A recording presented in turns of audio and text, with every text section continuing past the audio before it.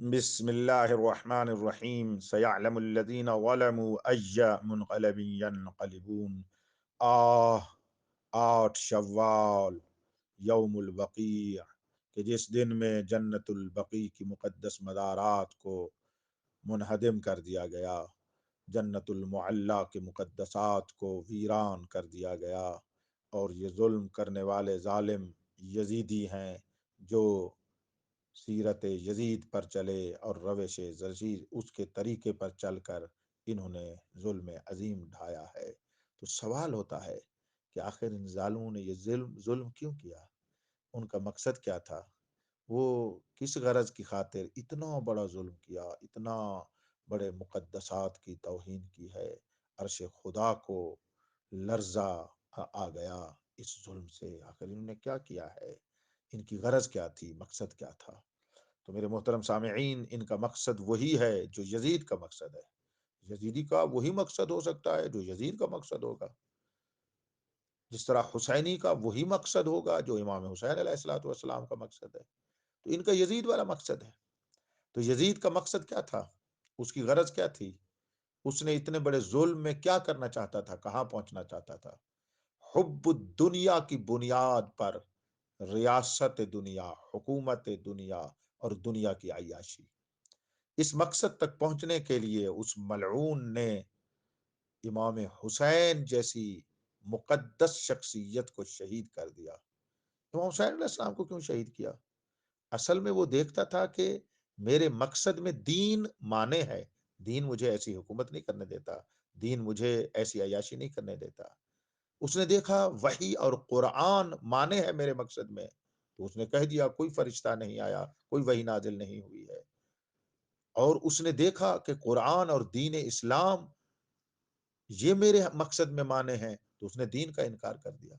لیکن یہ سب کچھ دین، قرآن، شریعت، احکام، اس کی امامت، امام کے امامت میں، اللہ کے بنائے ہوئے امام کی امامت میں یہ نافذ ہوتی ہے۔ تو سب کچھ اس نے اپنا معنی امام علیہ السلام میں دیکھا، تو امام حسین کو شہید کر دیا۔ اسی طرح یزیدیوں نے بھی اس اپنے مقصد تک پہنچنے کے لیے دین اسلام کی ہدایت کو ان ائمہ کی مزارات میں دیکھا، آ کر مزارات کو ہٹا دیا، آ کر مزارات کو گرا دیا۔ ان کے پلید گمان کے مطابق کہ مزارات جب منہدم ہو جائیں گی تو دین کی ہدایت نہیں ملے گی، دین کی طرف روشنی نہیں ملے گی، یہاں سے ہدایت لینے والے ہدایت نہیں پا سکیں گے، یہاں پر آنے والے جو توحید لے کر جاتے تھے وہ نہیں لے جا کر پائیں گے، اور یہ جو بیت رسول ہے، یہ رسول اللہ کا گھر ہے، یہ اللہ کے رسول کا گھر ہے، یہ اللہ کی وحی کا گھر ہے، یہ منزل قرآن ہے، یہ نزول قرآن کا گھر ہے۔ تو یہاں پر تو جو بھی آتا تھا اسے دین ملتا تھا، اس گھر میں اسے وحی ملتی تھی، اس گھر میں اسے قرآن کی تعلیمات ملتی تھی، اللہ کی وحیانی تعلیمات ملتی تھی۔ تو جو بھی یہاں پر آتا تھا ہدایت پا کے جاتا تھا، تو انہوں نے ہدایت کے دروازے بند کرنے کے لیے انہیں گرا دیا تاکہ ہم دنیا کی حکومت تک اور دنیا کی عیاشی تک پہنچ جائیں۔ انہوں نے سمجھتے تھے کہ ائمہ معصومین علیہ الصلوۃ والسلام کے گھر اللہ کے رسول کے گھر ہیں، اور خود اللہ کے گھر ہیں، رسول اللہ کے گھر ہیں۔ تو رسول اللہ کے گھر سے تو دین ملتا ہے، شریعت ملتی ہے، ہدایت ملتی ہے، قرآن ملتا ہے، قرآن کی تعلیمات ملتی ہیں، توحید کا درس ملتا ہے، نبوت کا درس ملتا ہے، قیامت اور معاد کا درس ملتا ہے، موت کی یاد ملتی ہے، انسان کو تقوی ملتا ہے، انسان کو گناہ سے رکنا پڑتا ہے، عیاشی سے رکنا پڑتا ہے، حب الدنیا کو نکالنا پڑتا ہے۔ یہاں اس گھر سے ملتا ہے یہ دنیا فانی ہے، یہ لا شے ہے، اس میں کوئی شے بھی نہیں ہے۔ اس گھر سے ملتا ہے کہ آخرت حیات طیبہ ہے، وہ ہمیشہ کی زندگی ہے، دنیا فانی سے چلے جاؤ۔ تو انہوں نے اس ہدایت کے دروازوں کو منہدم کر دیا، ارکان ہدایت کو گرا دیا۔ یہ مقصد تھا جنت البقیع کی مقدس مزارات کو ویران کرنے کا، تاکہ یہ حکومت کر سکیں اور عیاشی کر سکیں، اور کبھی اپنے اس مقصد تک نہ پہنچے ہیں نہ پہنچ پائیں گے۔ لیکن یہ مزارات رسول اللہ کا گھر ہے، امیر المومنین کا گھر رسول اللہ کا گھر ہے، سیدۃ النساء کا گھر رسول اللہ کا گھر ہے، امام حسن و امام حسین علیہ الصلوۃ والسلام کے گھر رسول اللہ کے گھر ہیں، امام حضرت زین العابدین، امام محمد باقر، امام صادق علیہ الصلوۃ والسلام، مہدی دورہ تک جس امام کا گھر ہے، در حقیقت وہ پہلے رسول اللہ کا گھر ہے۔ لہذا ہمیں یہ تعلیم دیا گیا، یہ معرفت دی گئی کہ جب آپ ان مزارات مقدسہ پر گئے ہیں تو دروازہ سے باہر کھڑے ہو کر اندر وارد ہونے کے لیے اجازت مانگیں اور وہ اذن دخول پڑھیں۔ تو ہم اس طرح اذن دخول پڑھتے ہیں: اللہم انی وقفت علی باب من ابواب بیوت نبیک، پروردگارا میں آپ کے نبی کے گھروں کے دروازوں میں سے ایک دروازے پر کھڑا ہوں۔ سبحان اللہ! تو بس میرے نبی کا ایک گھر نہیں ہے، ایک نبی گھر میں تو وہ رہتے تھے، ان 12 معصومین علیہ الصلوۃ والسلام کا جو بھی گھر ہے وہ رسول کا گھر ہے، صدیقہ کبریٰ کا جو گھر ہے وہ رسول کا گھر ہے، بیوت نبی ایک، ہم تیرے گھر، نبی کے گھر پر کھڑے ہیں، یہ کوئی اور گھر نہیں ہے۔ صلواتک علیہ وآلہ، اللہم انی وقفت علی باب من ابواب بیوت نبیک صلواتک علیہ وآلہ وقد منعت الناس ان يدخلوا الا باذنہ، اور پروردگارہ تو نے منع کیا ہے لوگوں کو کہ وہ نبی کے گھر میں نبی کی اجازت کے بغیر داخل نہ ہو۔ یہ احترام ہے، یہ عزت ہے، کوئی بغیر اجازت کے داخل نہ ہو۔ لہذا تو نے فرمایا فقلتا یا ایھا الذین آمنوا لا تدخلوا بیوت النبی الا ان یؤذن لکم، تو آپ نے فرمایا میرے پروردگار کہ اے مومنو، تم نبی کے گھروں میں، ایک گھر نہیں، نبی کے گھروں میں داخل نہ ہو جاؤ مگر یہ کہ تمہیں اجازت دی جائے۔ لہذا یہ ہم اعتقاد کے ساتھ مزار مقدس پر کھڑے ہوتے ہیں، اور پھر یہ اعتقاد ہوتا ہے اللہم انی اعتقد حرمت صاحبی ھذا المشہد الشریف فی غیبتہ کما اعتقدها فی حضرتہ، پروردگارہ میں معتقد ہوں، ایمان رکھتا ہوں، اعتقاد رکھتا ہوں اس مشہد شریف و مقدس کے صاحب کی حرمت و عزت و مقام و منزلت کا، فی غیبت ہی، اس دور میں کہ جب ہماری آنکھوں سے اوجھل ہیں اور ظاہراً دنیا سے تشریف لے گئے ہیں، کما اعتقدھا فی حضرت، جس طرح کہ میں اعتقاد رکھتا ہوں ان کی اس حرمت اور منزلت کا اس امام کے حضور میں ان کا ویسے ہی احترام کرتا ہوں کہ جیسے وہ میرے سامنے تشریف فرما ہوں، تو مجھے اعتقاد ہے اور ان کا حرمت کا احترام ہے۔ اب جب وہ دنیا سے نہیں ہے اور میری آنکھوں سے اوجھل ہیں تو اب بھی میں ویسا ہی اعتقاد رکھتا ہوں۔ جب وہ ایسے ہیں وہ عالم، یہ تیسرا، میں علم رکھتا ہوں، میں یہ شناخت رکھتا ہوں، میری یہ معرفت ہے کہ ان رسولک و خلفاءک علیہم السلام احیاء عندک یرزقون، تیرا رسول، آپ کے رسول، آپ کے جانشین علیہ الصلوۃ والسلام یعنی ائمہ ہدی، یہ 14 معصومین زندہ ہیں آپ کی بارگاہ میں، اور آپ کی بارگاہ میں رزق نورانی الہی سے متنعم ہو رہے ہیں۔ لہذا یہ کون ہے؟ یرون مقامی، یہ میرے مقام کو دیکھتے ہیں، یسمعون کلامی، یہ میرے کلام کو سنتے ہیں، ویردون سلامی، یہ میرے سلام کا جواب دیتے ہیں۔ لہذا ان کا دنیا سے چلے جانا معنی نہیں بنتا کہ یہ ہمیں نہ دیکھیں، یہ ہمیں عطا نہ فرمائیں، یہ ہماری نہ سنیں، نہ ہمیں دیکھتے بھی ہیں، سنتے بھی ہیں، ہمیں سلام کا جواب بھی دیتے ہیں۔ سبحان اللہ! یہ گھر ہیں ان کے، اور جو بھی ان کا مزار ہے وہ ایسا ہے، جہاں پر بھی وہ رہیں، ان کی ظاہری زندگی ہو، یہ ظاہری زندگی سے چلے جائیں۔ تو جنہوں نے مزارات مقدسہ کو گرایا ہے ان یزیدیوں نے رسول اللہ کے گھر کو گرایا ہے، انہوں نے حضرت صلی اللہ علیہ وآلہ وسلم کے گھر کی بے حرمتی کی ہے۔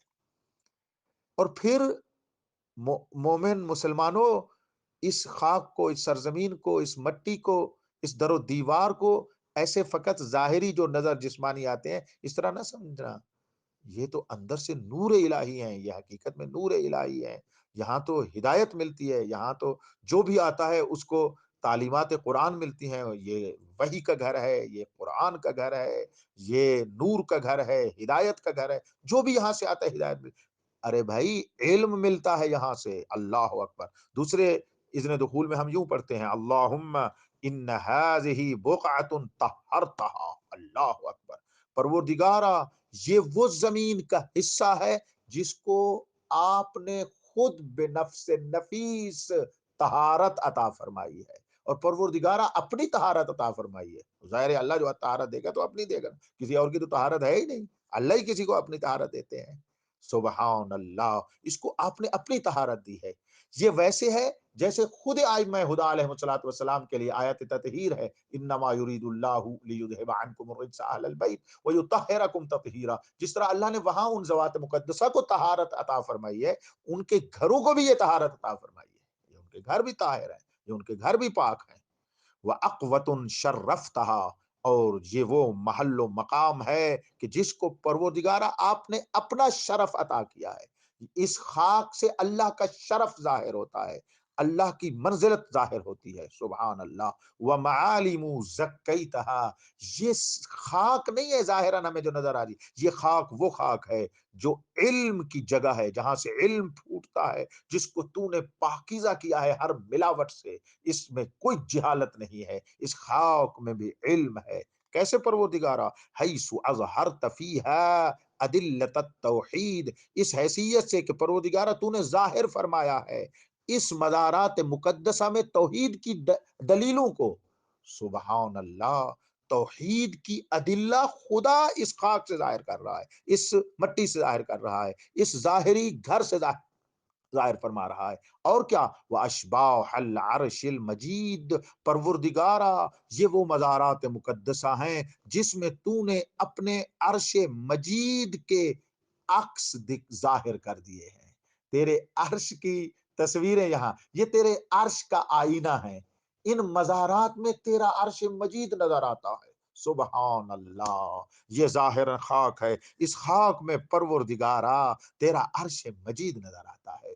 جنہوں نے مزارات مقدسہ کو گرایا ہے انہوں نے تیرے عرش مجید کے آئینے کو توڑ دیا ہے، انہوں نے عرش مجید کے سایہ کو گرا دیا ہے، انہوں نے بہت بڑا ظلم کیا ہے جہاں سے ہدایت ملتی تھی۔ عرش کیا ہے؟ عرش وہ مقام ہے جہاں سے اللہ کی فرما روائی ہوتی ہے اور حکم روانی ہوتی ہے، عرش اس کو کہتے ہیں۔ عرش کسی تخت کا نام نہیں ہے۔